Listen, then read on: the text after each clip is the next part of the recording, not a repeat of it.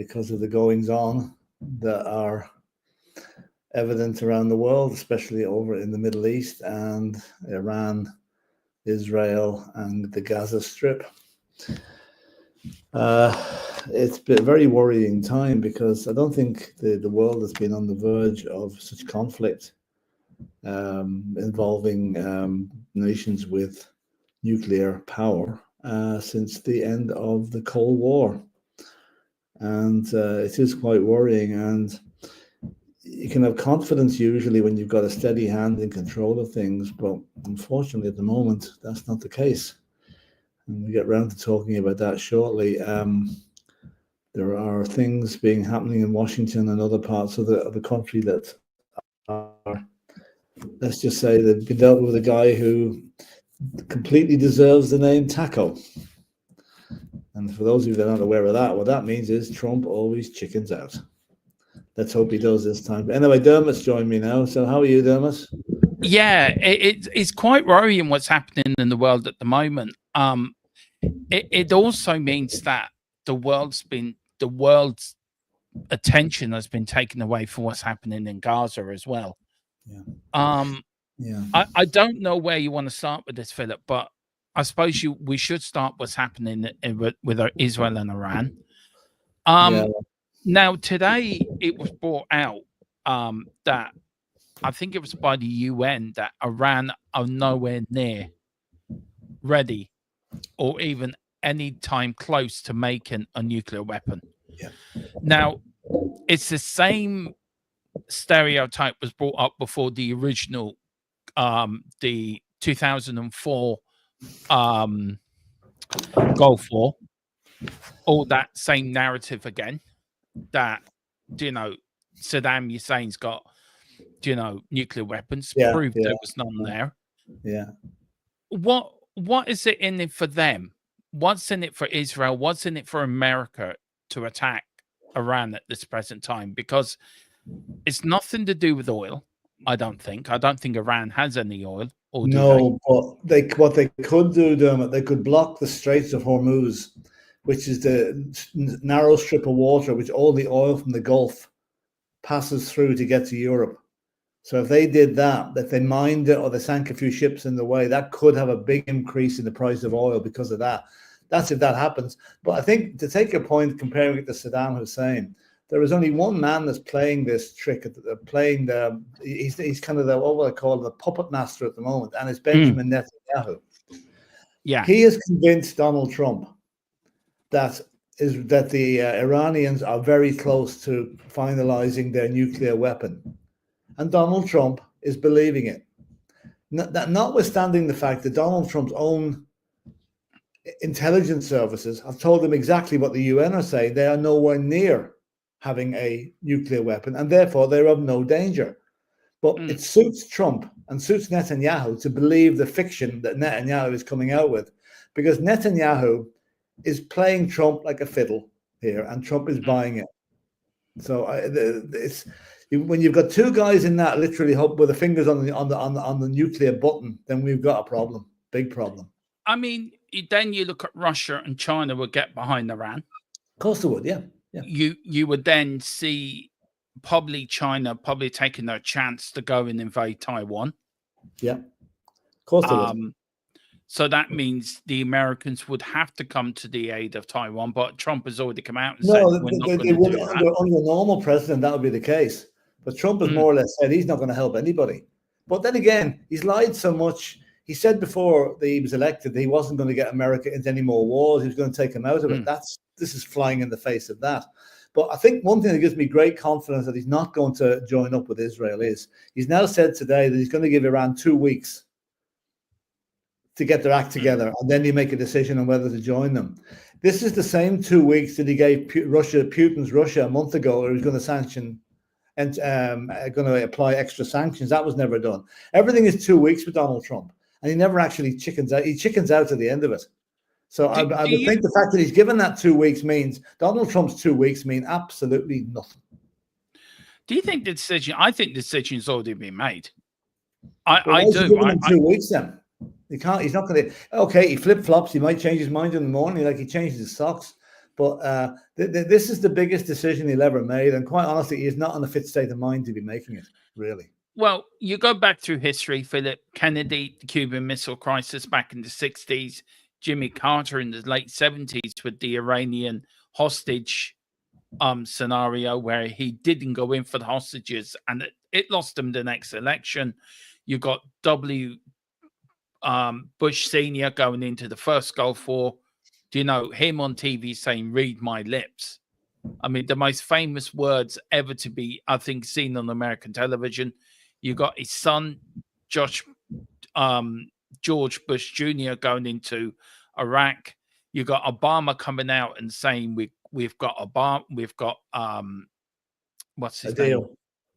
Oh, we've got Bin Laden. Yeah, Bin Laden.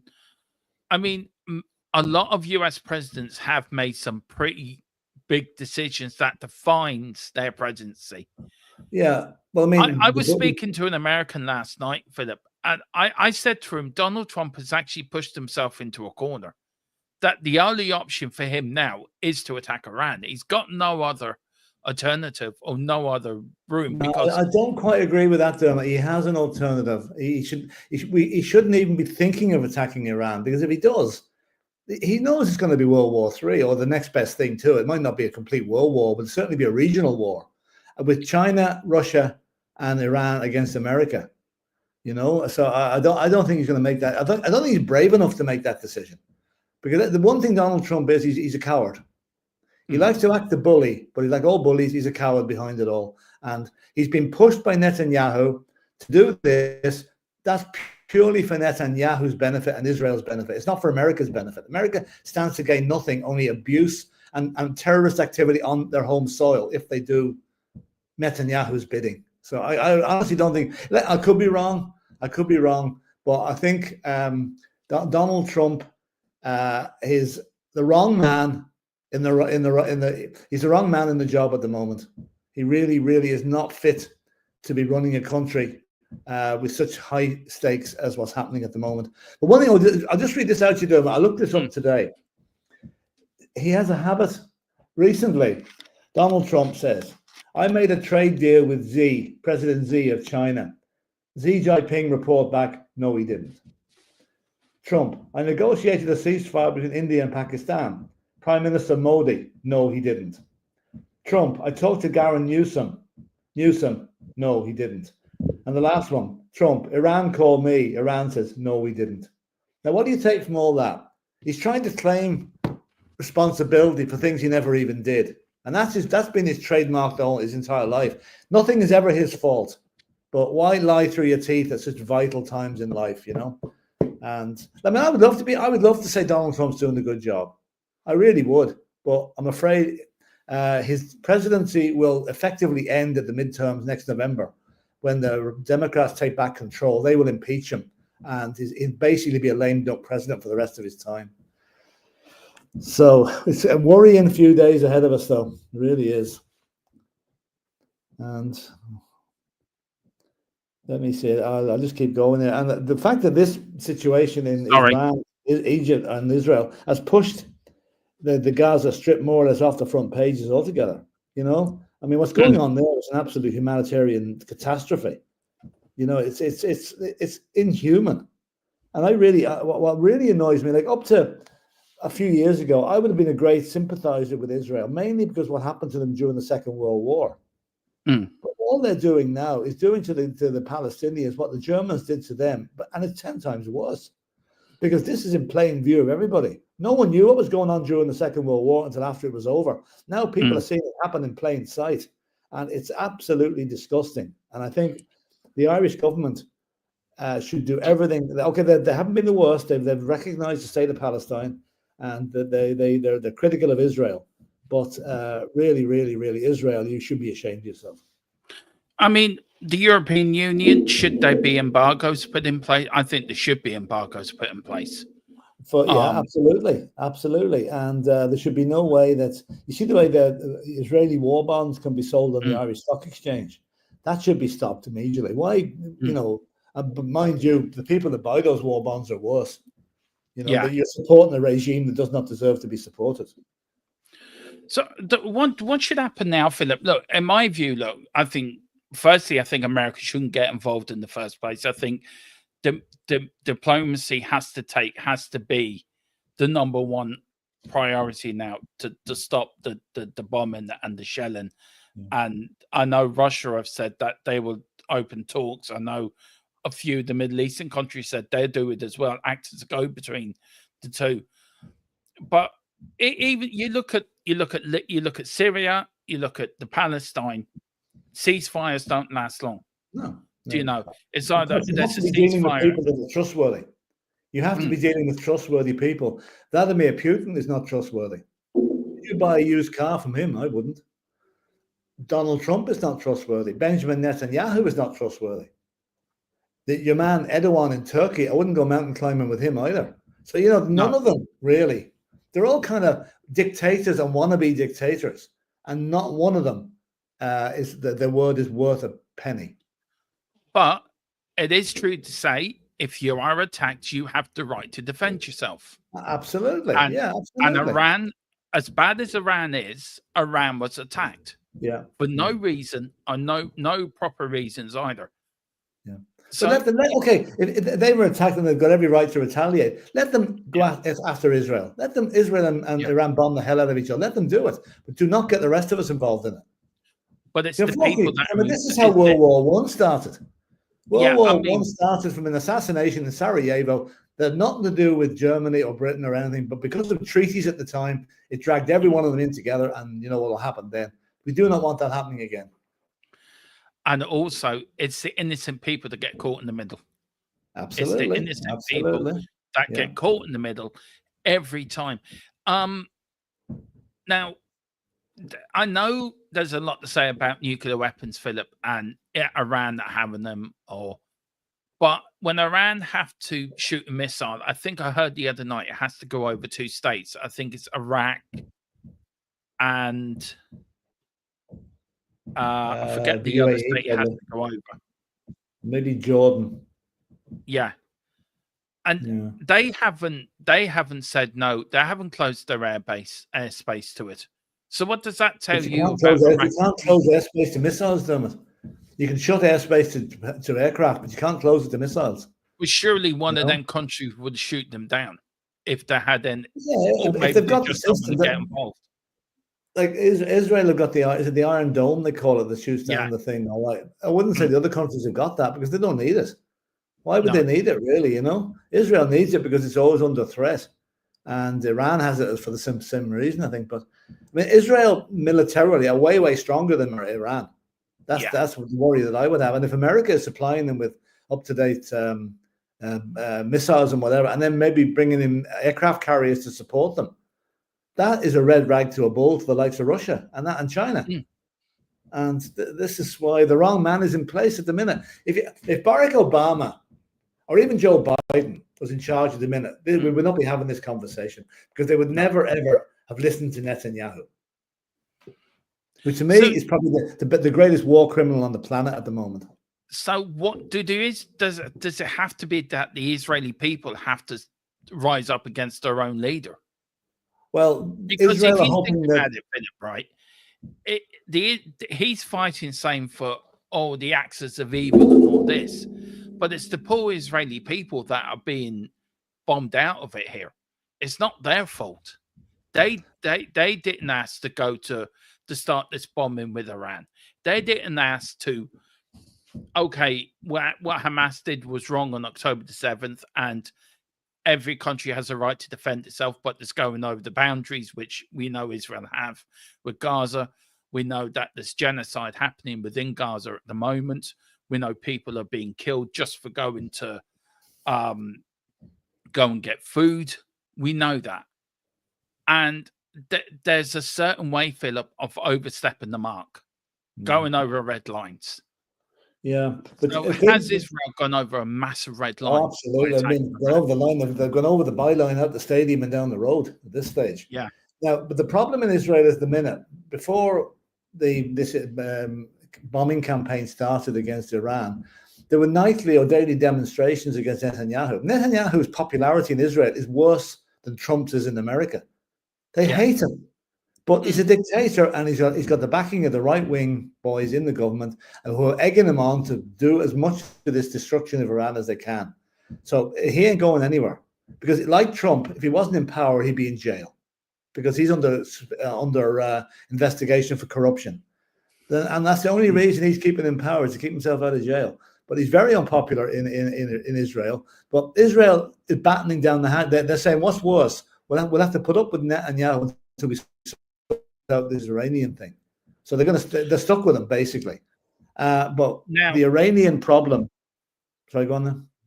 Yeah, I was just saying 10 minutes ago, it came out on Sky News that Judi Dench, Marley, and Stanley Tucci have called to an end the UK complicity in Gaza.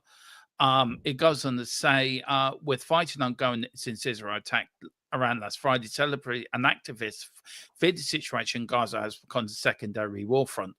To that end, another 100 famous names have added their signatures to a letter to urge Sir Keir Starmer to end UK's complicity in the Palestinian territory. Sky News can exclusively reveal Bond actress Judi Dench is among the host of public figures who have added their names to the letter. At the end of May, Sky News revealed that 300 actors, bands, singers, activists, and sports people signed a letter organised by refugee charity Choose Love, calling UK to suspend all arms sales and license to Israel. Celebrities and activists have also read out all the names of the children killed in Gaza in front of Parliament, but 3 weeks later, they say nothing has changed. Do you know, that's good. You look what's happening in Gaza, but you seem to forget, like, the G7 met the other day, and suddenly Zelensky's there with the G6 plus one. Yeah, G6 plus one. But the G7 met, and surely people should be. That should be the top of agenda for the G7. What's happening in Gaza? Why isn't it? Well, because if that was the case, Donald Trump left very quickly that meeting.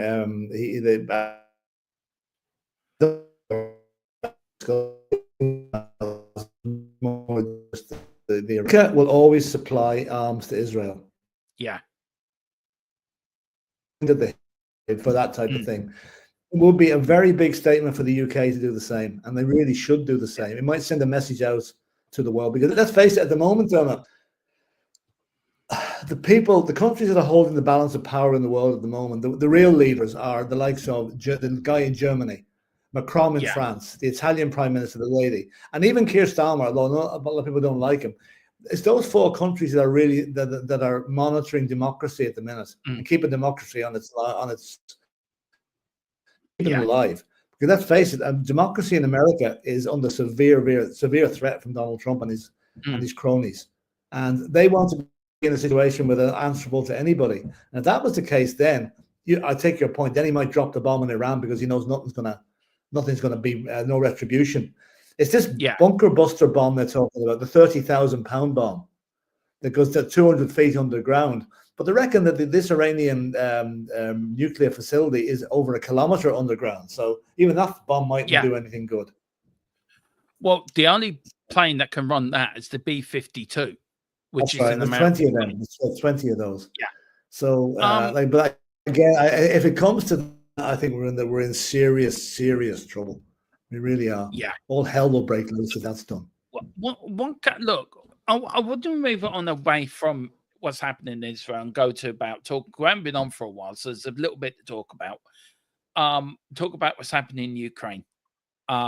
Still going on over there. Russia still bombing. The latest bombing on, I think, was the weekend when it hit an apartment block in Kiev. We had the drones, that the pictures you showed me, where Ukraine sent a load of drones in the back of a truck to take down bridges within Russia. You got Donald Trump saying having the bus stop with Zelensky in the Oval Office. I know we did talk about that personally. And then you've got you've got the American president saying Donald Trump should have made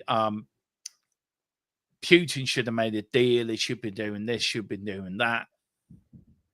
that war's never going to end, is it? Because if you think about it as well, Philip, how many NATO countries actually are against on the Russian border? Yeah, that's it. Now, if That's Ukraine go to NATO, which they might do, then have Russia got a look? I'm not saying what Russia's done is right, but the point I'm asking is, Russia got a point when it says, "Hang on a minute, 20 years ago, NATO won on our doorstep. There was a divide between us and NATO.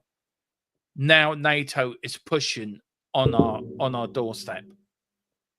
yeah. Do you know what I mean? Yeah. I'm not trying to say that Russia's NATO is right, a but defensive can you see their organization. point of view, though? No, I do in a way, but not. I don't take it seriously, because NATO is a defensive organization. NATO is a NATO country has never invaded any other country. NATO is there to defend their own members if they are invaded, and that's why Ukraine wants to get in. They have been invaded, and as for the Russian crying tears about that, tough luck. Tough. No one asked you to invade Ukraine. No, that's true. You invaded the country. You want them kept out of NATO. America wants them kept out of NATO, because America basically is on Russia's side here. All you hear from Trump is, can we not get Russia back into the G7? That's an absolute joke. And as the German Prime Minister rightly said, well, we're not going to sit down at the table with murderers and war criminals. So he was dead right there. But Germany, not Germany, NATO. I wouldn't mind if every country was in NATO. Yeah.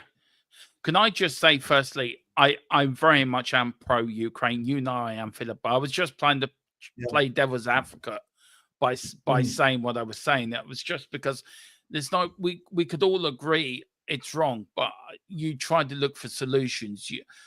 How do you think that war will end?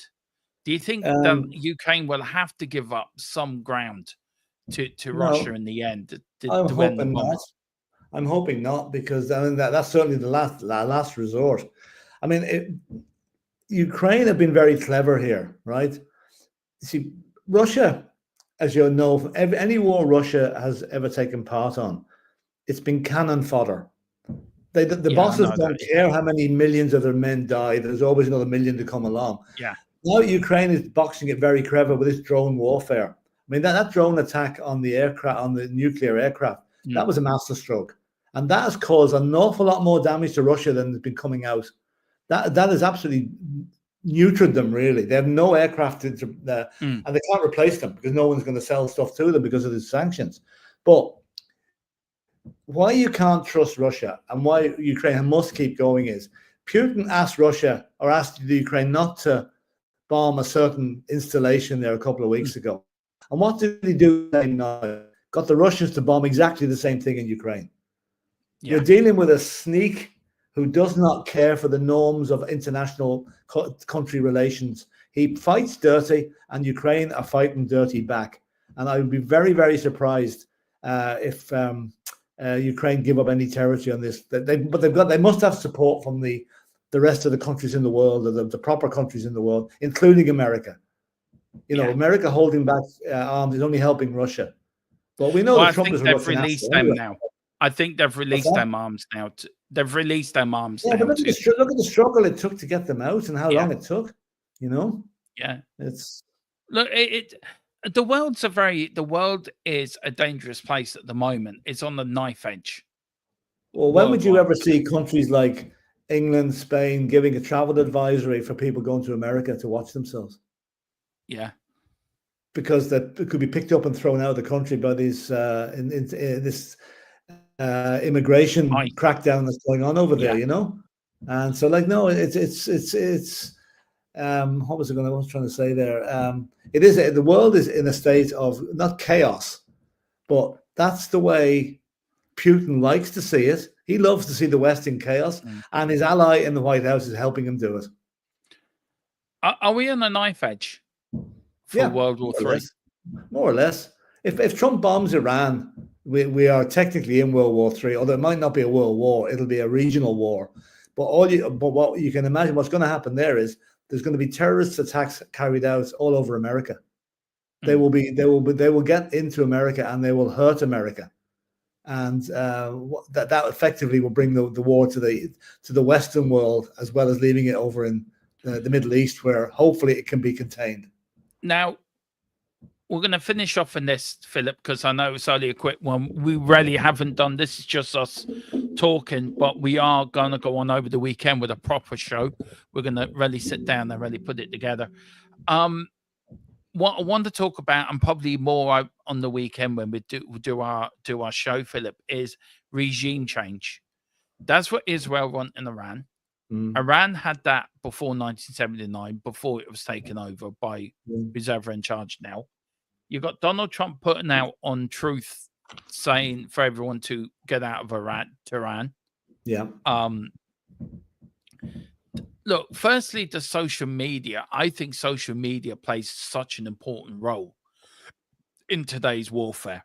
I really do, because I think people can scare a whole country by posting something on X or on Truth or wherever. You look at the big bust up between Elon Musk and Donald Trump. Yeah.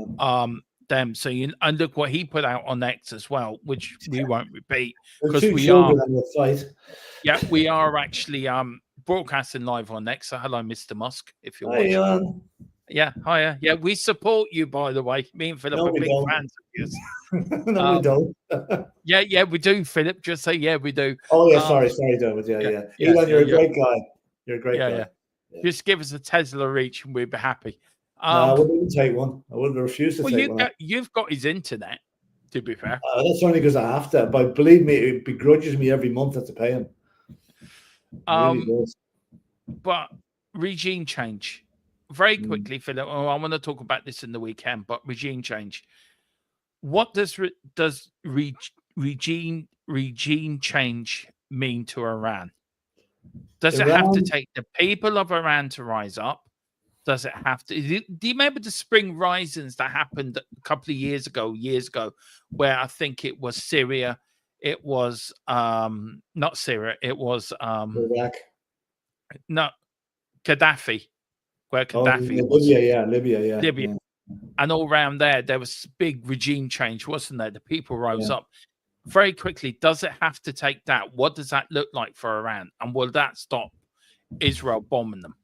Oh, I don't know. I mean, the regime change is needed in Iran. I mean, these ayatollahs that they have, I mean, they brought the country back into the 19th century, really, you know. I mean, Persia, or Iran, it used to be called that, was a very progressive country up to 1979. When the Shah was executed or overthrown or whatever, and it's been a repressive regime since that. It does need change, but is there anyone strong enough to do it? Like they can't rely on support of America to do it. No European country is going to be seen as an advocate of uprising. It's going to have to come from within. I don't know is the opposition strong enough, because in Iran, if you're in opposition, chances are you're in jail now. They just jail people for any dissent at all. So it's needed for more reason than just stopping the Israeli war. It's needed to get Iran back into the 21st century. I mean, they skipped the 20th century. Let's go straight to the 21st. But I can't see it happening unless there's something we don't know about. Yeah. Well, look, we're going to keep you up to date. If anything breaks, we're bringing it to you first here. My battery's about to go on my earpiece. That's why I'm finishing early, Philip. Sorry. Right. I didn't show me this. But yeah, Philip, we're back again. No, you're off on holiday, aren't you? So where are you off to? I'm away from Saturday to Tuesday. I'm going to France for a few days, so I'll be away for a few days. So we'll be on next Wednesday. I'm over to sign a few players, I suppose. Yeah, Wednesday will be fine. Yeah. Okay, we'll be back Wednesday. Guys, do take care. I hope you enjoyed it. Do hit the like button and subscription button. Get more political views from me and Philip. Nothing wash-wishy. Philip tells it as it is, as he's done tonight. I will try to tell it as it is and try to be diplomatic. Philip, this is Philip Let Loose, by the way. This is what I call this channel. I should rename it Philip Let Loose. But look, these are our own views, how we see the world. They're nobody else's views, they're our own views. But we don't want to offend anybody, but I just want to say it as it is, you know. I just see it. Yeah, and we want to keep the people up to date as well. And and this is what this channel is about. It's a major news channel. So for any news breaks, either political, non-political, we'll be first on it. It is a political channel, but any political news breaks, we'll be here. If anything happens between now and Wednesday with Iran, I'll be on straight away. But if not, next Wednesday or next Thursday, me and Philip are back on from 8 o'clock. If it's 8 o'clock, John, better be Thursday because I have my other thing Wednesday. Yeah, Thursday, 8 o'clock Thursday, all right for you? 8 o'clock Thursday is perfect, yeah. We'll be back 8 o'clock Thursday. We'll be back with a packed show with the week news, what we're going down. We're going to try to be on every week. We're not be one a little bit of a hiatus. We do apologize, but we're back now. So thank you all for watching. And whatever you do, just keep the faith. We will be fine. Back next Thursday. See you later, guys. Bye-bye. Bye.